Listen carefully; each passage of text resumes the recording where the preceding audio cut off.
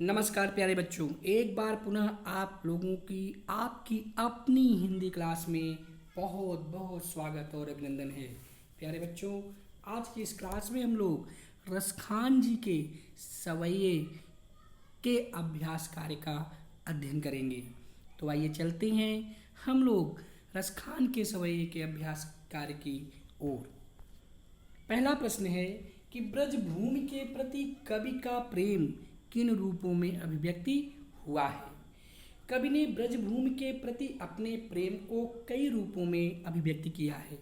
कवि की इच्छा है कि वे चाहे जिस रूप में जन्म लें, हर रूप में ब्रजभूमि में ही वह निवास करें।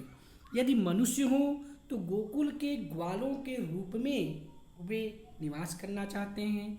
यदि पशु के रूप में हो तो नंद बाबा की गायों के साथ चरना चाहते हैं। यदि पत्थर के रूप में हो तो गोवर्धन पहाड़ पर वे होना चाहते हैं, जिस गोवर्धन पर्वत को भगवान श्री कृष्ण ने अपनी उंगली पर उठा लिया था।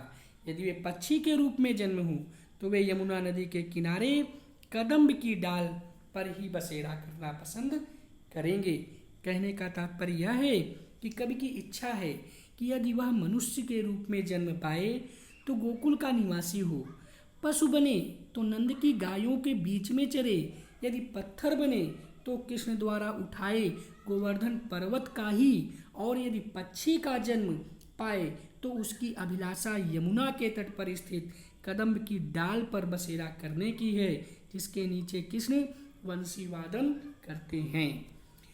इसके बाद प्रश्न नंबर 2 है कि कवि का ब्रज के वन, बाग और तालाब को निहारने के पीछे क्या कारण है। श्री कृष्ण की लीलाएं कवि को अत्यंत प्रिय हैं। ब्रज की भूमि, वहाँ के वन, बाग और तालाब कृष्ण की लीला के स्थल हैं।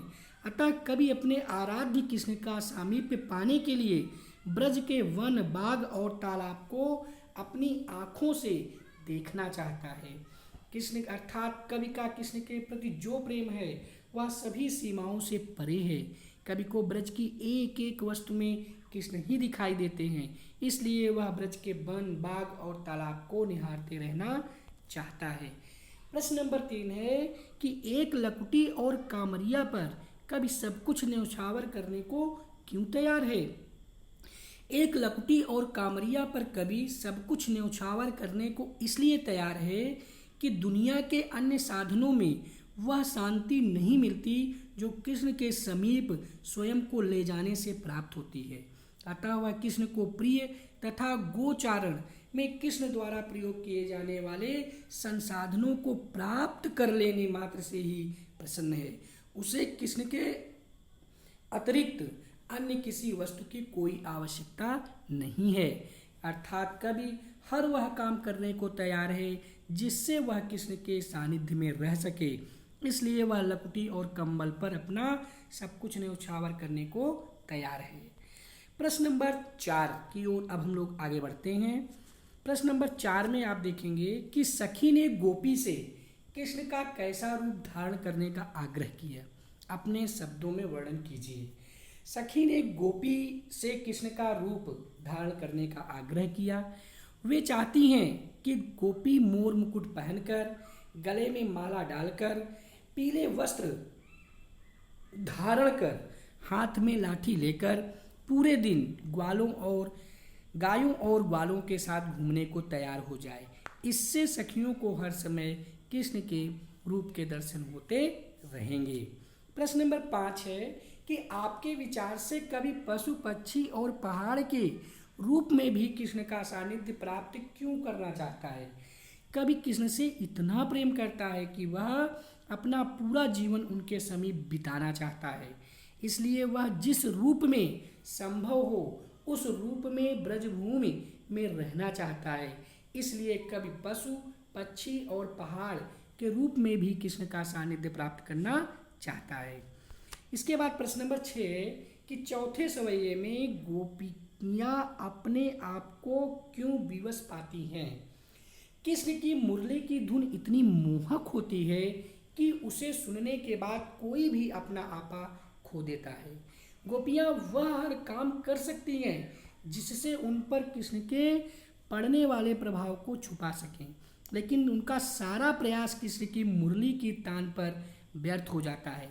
उसके बाद उनके तन मन की खुशी को छुपा पाना असंभव हो जाता है। इसलिए गोपियां अपने आप को विवश पाती हैं। प्रश्न नंबर 7 है कि भाव स्पष्ट कीजिए। कोटिक एकल धौत के धाम, करील के कुंजन ऊपर वालों। कृष्ण के प्रेम के लिए वे किसी भी हद तक जाने को तैयार हैं। कोटिक एकल धौत के धाम, करील के कुंजन ऊपर वालों, यानी करील के कुंजों के ऊपर मैं जो है करोड़ों सोने से बने हुए भवनों को न्यौछावर कर दूंगी। तात्पर्य इसका यह है कि गोपिकाएं कृष्ण के प्रेम के लिए वे किसी भी हद तक जाने को तैयार हैं। यहाँ तक कि ब्रज की कांटेदार झाड़ियों के लिए भी वे 100 महलों को भी न्यौछावर कर देंगी। इसके बाद दूसरा प्रश्न है, प्रश्न नंबर 7 में ही, कि माई रे वाह मुख की मुस्कान संहारी न जय है न जय है न जय है। यहाँ पर गोपियों को यह भी डर है कि, और ब्रजवासी भी कह रहे हैं कि जब कृष्ण मुरली बजाएंगे तो उनकी टेक अर्थात बांसुरी की तान को सुन करके गोपियों के मुख की मुस्कान संभाले नहीं संभलेगी। उस मुस्कान से पता चल जाएगा कि वे कृष्ण के प्रेम में कितनी डूबी हुई हैं। प्रश्न नंबर 8, कालिंद कूल कदम्ब की डारन में कौन सा अलंकार है? यहाँ पर बेटा जी आपका अनुप्रास अलंकार है।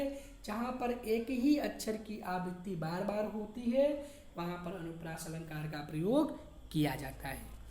प्रश्न नंबर 9 है, काव्य सौंदर्य की दृष्टि से स्पष्ट कीजिए कि या मुरली मुरलीधर की अधरान धरा न अधरान धरोगे। इस वाक्य में अनुप्रास अलंकार का प्रयोग हुआ है। कवि ने ब्रजभाषा का प्रयोग बड़ी दक्षता के साथ किया है।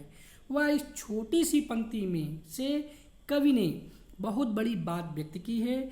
यहाँ गोपियाँ कृष्ण का रूप धरने को तैयार हैं, लेकिन उनकी मुरली को अपने ओंठों से लगाने को तैयार नहीं